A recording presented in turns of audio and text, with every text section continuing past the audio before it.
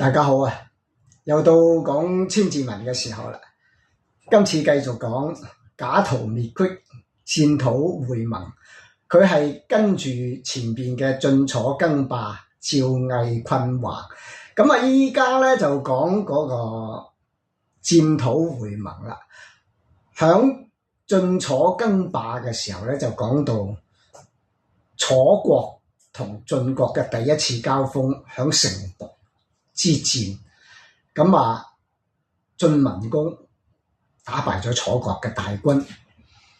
咁擊敗咗大軍之後咧，周邊嘅一啲小國就紛紛原來臣服楚國嘅，都轉為臣服晉國啦。喺咁嘅環境底下，因為秦國又同晉國係結咗一個叫做秦晉之好，一個成語啊，秦晉之好就佢哋係有婚姻聯繫嘅。咁秦晉之好係邊一個咧？係秦穆公嘅一個侄女嫁咗俾晉文公，響佢晉文公響反朝之前就嫁咗俾佢啦，所以結咗秦晉之好。所以響周邊嘅國家，大家都基本上係共認咗呢個晉文公為咗大家嘅共主。喺呢個時候咧，周朝就岌岌下危危乎。喺咁嘅狀態，周天子知道晉文公又打咗場勝仗，又得咗一個大勢之後，佢話我嚟去探訪下你嘅晉文公。晉文公一收到咁嘅料之後咧，佢就諗：哇！天子嚟到，我點辦啊？咁啊，一群大臣，因為晉文公下低啲群臣個個都出類拔萃嘅，同佢出主意。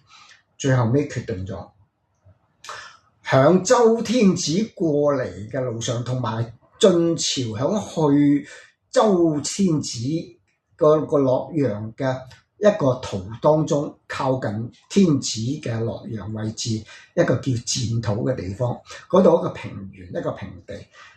佢啲臣子就話：我哋響嗰度搭起一座有型有款嘅盟台，響戰土嘅地方搭一個盟台。我哋朝拜周天子，唔係淨係我哋朝拜，係立晒要求所有嘅屬國都嚟進見，包括楚國邀請、秦國邀請、齊國邀請。當然佢哋嚟唔嚟係另外一回事，我哋發出邀請，因為唔係我晉國嘅面，而係周天子嘅面，你要俾佢借周天子嘅面嚟令諸侯。咁啊，喺呢個戰土嘅時候嚟到呢度地方咧，周天子覺得喂，我已經衰落咗啦，係嘛？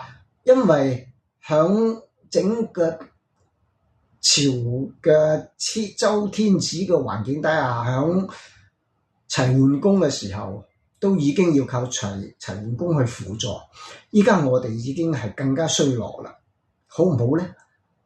晉國話：你係天子，我哋一定要朝見你，而且所有嘅諸侯國都要朝見你，呢個係咁多年以嚟都係要咁做嘅。咁啊，周天子諗下都俾幾面我，你冇理由唔去嘅。去到戰土嘅地方，晉國招呼晒所有嘅諸侯國過到嚟呢度，一齊朝拜周天子。咁啊，喺呢個朝拜過程當中，大家又變成重新結一次盟。天子係天子，你個晉文公可以做我哋嘅盟主，一個天子，一個盟主。咁啊，戰土會盟就係咁樣一個故事啦。好，下邊有略略講一個字，一個會，大會嘅會。我哋依家用咗呢個字，呢個字係好似一個人字下低一個爭字，有人話呢個係爭字有人話，但係咧我就認為唔係好妥嘅，話佢係爭字，係一個上高係一個雜字，講過呢個雜字啦，呢個字三畫就係一個集，係多嘅意思。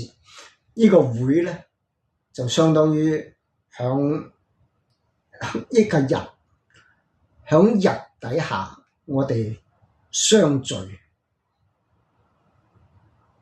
響日光底下我哋相聚，呢個就係叫做會字。